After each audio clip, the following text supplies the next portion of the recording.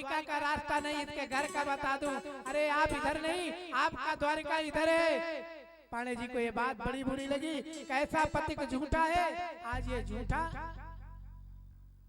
रास्ता बता रहा है। आज अब तो भैया सुदामा जी कोई कमजोर नहीं है, दूसरे पथिक के पास गए, कहे भैया भैया तू ही बता द्वारिका किधर है। पथिक ने कहा कि द्वारिका द्वारिका आप जाओगे, कहाँ कन्हैया मेरा मित्र है, मैं द्वारिका जाऊंगा। किधर रास्ता है, कहा भैया सीधे जाना सीधे जाना। द्वारिका किधर है, बताओ भैया द्वारिका का रास्ता, कहा सीधे जाना, दाहिने मुड़ जाना, बाइने मुड़ जाना और फिर द्वारिका आ जाएगा।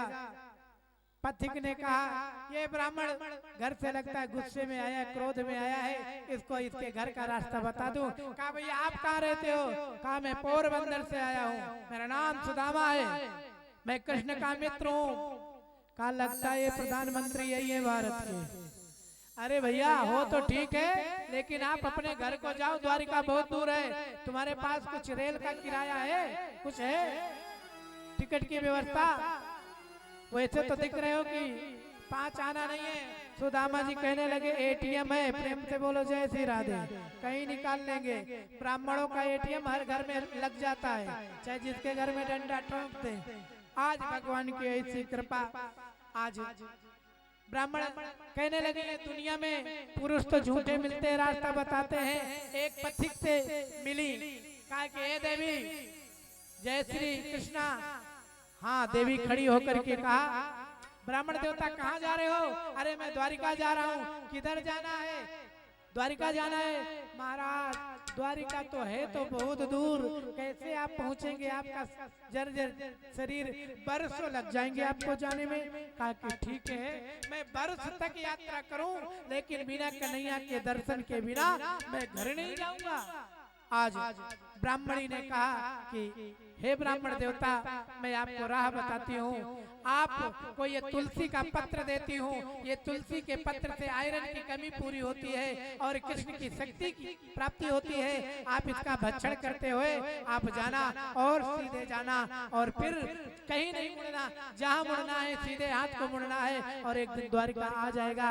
आज सुदामा जी चल दिया है। ब्राह्मणी अटल सौभाग्य को प्राप्त करो आप, क्योंकि जो पथिक को रास्ता बताते हैं वो भगवान होते हैं, जो पथिक को रास्ता भुलाते हैं वो शैतान होते हैं। प्रेम से बोलो द्वारिकाधीश सरकार की जय हो। आज द्वारिकाधीश कहते हैं कि मेरा प्रेमी मेरा मित्र मेरे दर्शन की लालसा लेकर के आ रहा है। अगर ये रास्ते में इसका राम नाम सत्य हो गया तो मुझे द्वारिकाधीश का नाम पाना भी मेरे लिए उचित नहीं रहा। अच्छा चल दिया है। चलते चलते सुदामा जी एक वृक्ष के नीचे सो जाते हैं। सोए हुए सुदामा को भगवान ने अपनी योग माया से उठाया और उठा करके सागर के किनारे फेंक दिया है। अब तेरे लिए मेरा द्वारिका पास में आ गया है। सुदामा उठ करके देखने लगे, अरे भैया मैं तो एक आम के नीचे सोया था, बगल में एक पीपल का पेड़ था और ये जमुना के किनारे कि गंगा के किनारे तो सर सर लहरें आ रही है। अरे मैं तो समुद्र के किनारे आ गया। उस ब्राह्मणी ने बताया था कि कन्हैया समुद्र के बीचों बीच रहते। अरे आ गए भैया, आए गए हो। अरे भैया देखा तो अगम सागर भरा है, अब इसको मैं पार कैसे कर जाऊं। मैं इतना पैदल चल करके तो आ गया, लेकिन इसको मैं पार कैसे करूंगा। चलो भाई करता हूँ कुछ व्यवस्था। तो सुदामा जी के पास एक ही व्यवस्था है, अपने गोविंद के नाम का संकीर्तन, क्योंकि वो अपने कृष्ण के नाम से परमात्मा को प्रकट कर लेते हैं, अपने कष्टों को निवारण ढूंढ लेते हैं। एक बार आप भी बोलो द्वारिकाधीश सरकार की जय हो। भगवान का संकीर्तन करने लगे कि क्यों रे कन्हैया तू माखन चोर बन गया, चीर हरण की लीला में वस्त्र बन गया, तो तू ही बन करके आ जा, एक नाविक बन जाना रे, एक माझी बन करके आ और मुझे पार लगा। मेरा परमात्मा मेरा आराधन मेरे कंठ में सुमिरन करने वाला मेरा श्री कृष्ण मेरा कान्हा आकर के मुझे पार लगा दे। आज अपने गोविंद को नाव के रूप में, नाविक के रूप में प्रकट कर रहे हैं। आज गोविंद जरूर आएंगे अगर भावना में भक्ति होगी। मेरे गिरधर तू ही सहारा है। जय हो।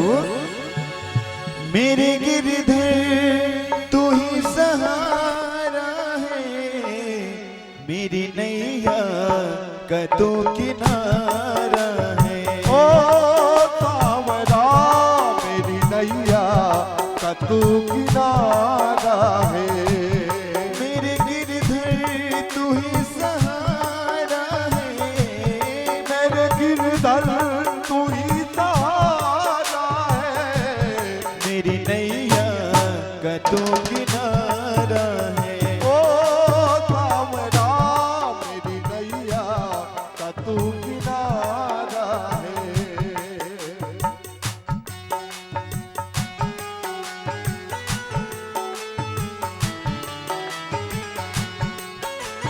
हरि बोल।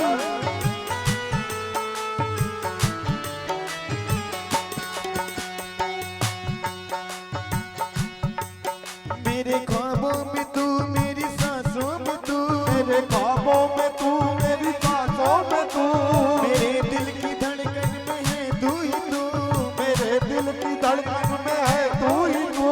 दीवाना तेरे प्यार में बड़ा ही बुरा हाल है। खड़ा हूँ तेरे द्वार पे, न होश न ख्याल है। न होश न ख्याल है, न होश न ख्याल है।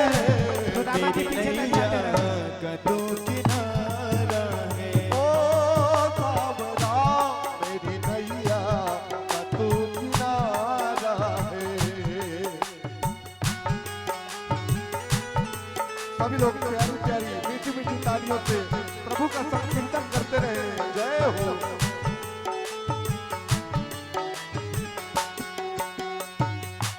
मेरी आँखों में जले तेरे ख्वाबों के दिए।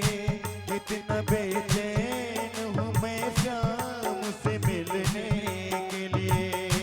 मेरी आँखों में जले तेरे ख्वाबों के दिए। कितना बेचैन हूँ मैं शाम से मिलने के लिए।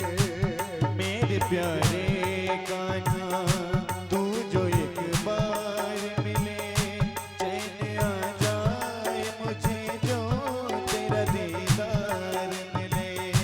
मेरे प्यारे कान्हा तू जो एक बार मिले। चैन आ जाए मुझे जो तेरा दीदार मिले। मेरे सावरे ये बता दे मुझे, मेरे सामने बता दे मुझे। दीदार अपना करा दे मुझे। दीदार तेरा करा दे मुझे। कहीं ना सुकून है, कहीं ना करार है। मिलेगा मेरा कान्हा मुझे तो एतबार है। मुझे तो एतबार है, मुझे तो एतबार है। मेरी नैया का तू किनारा है। ओ सावरा मेरी नैया का तू किनारा है। मेरे गिरधर तू ही सहारा है। मेरे गिरधर तू ही सहारा है। मेरी नैया का तू किनारा है। ओ सावरा मेरी नैया का तू किनारा है।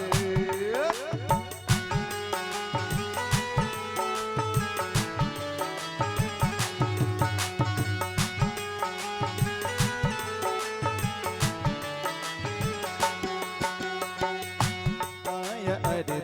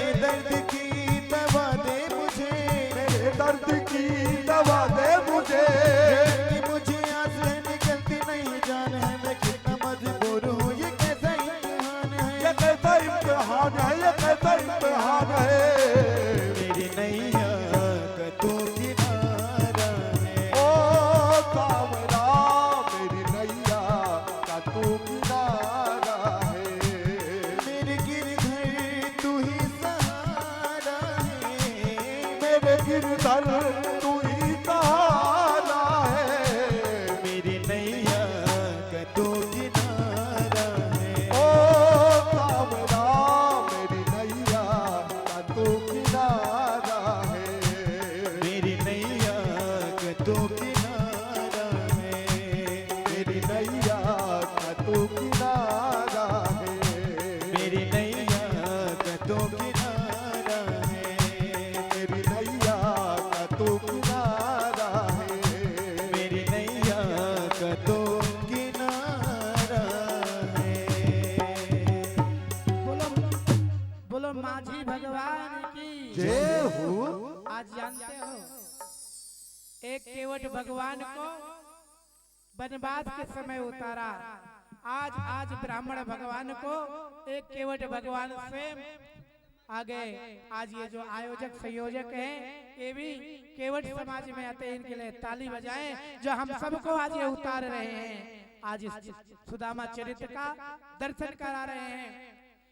मेरे पूरे मध्य प्रदेश में बहुत भक्त रहते हैं, सबका फोन आया है महाराज सुदामा चरित्र बहुत विस्तार से सुनाना, क्योंकि हम अपने रिश्तेदारों को लेकर के टीवियों में आके फाड़ फाड़ करके देख रहे हैं। तो मेरी बहनों आज आपको आधा घंटा ज्यादा देना होगा, तो हाथ ऊंचा करो कौन कौन।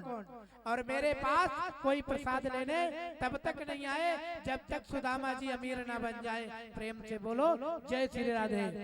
एक झोली आएगी जिसमें आपकी दरिद्रता, सुदामा जी का दक्षिणा और भागवत विश्राम की सुंदर सी दक्षिणा, आपके जो भी पत्र पुष्प हो हमारी बहनें इस झोली के माध्यम से आपका पितरों को वैकुंठ की ओर ले जा रहे हैं। जो सुदामा जी की झोली को भर देता है ठाकुर जी उसके जीवन में आनंद भर देता है। आइए सुदामा जी का ये पावन सा जीवन नाव से उतर करके पहुंच गए हैं।